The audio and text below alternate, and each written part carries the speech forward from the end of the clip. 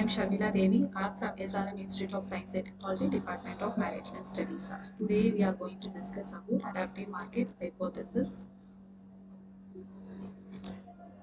uh, uh, Traditional investment theories, commonly known as neoclassical finance, predominantly follow a greater emphasis on rationality of investors. The portfolio theory serves as a benchmark for the creation of conventional finance models that explains the spectrum of risk, return, correlation, and diversification of portfolio construction.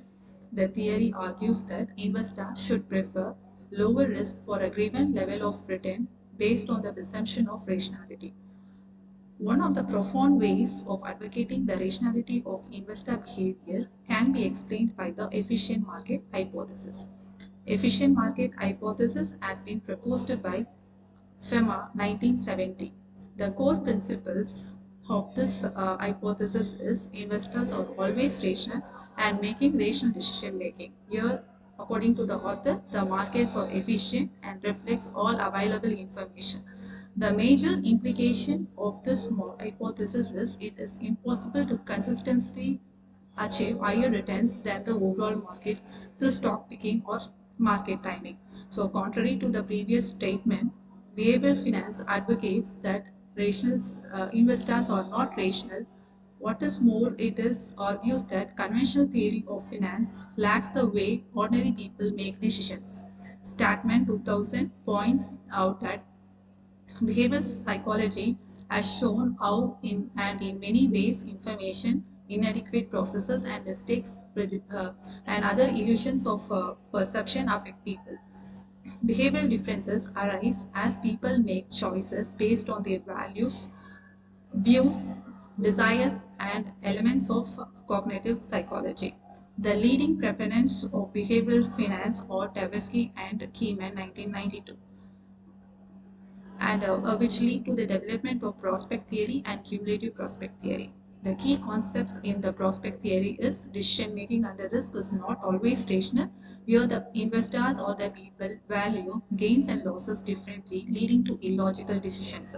They value losses have a great emotional impact than the gains. So, adaptive market hypothesis, Low in 2004 questions the efficient market hypothesis and behavioral finance theories hypothesis and argues that investors are not entirely rational or irrational.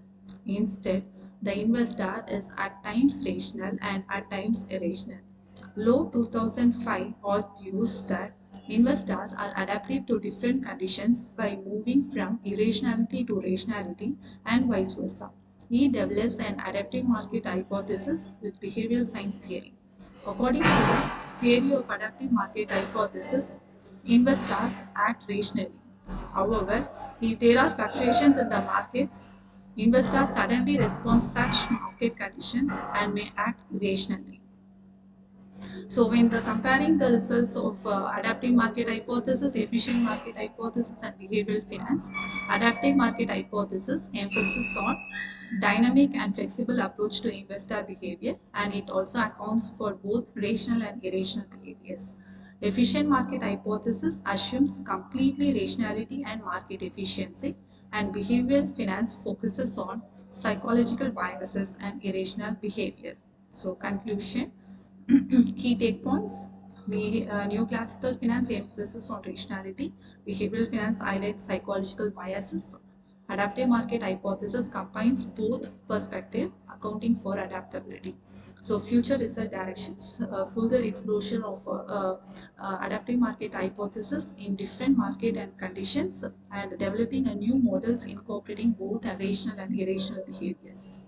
Thank you.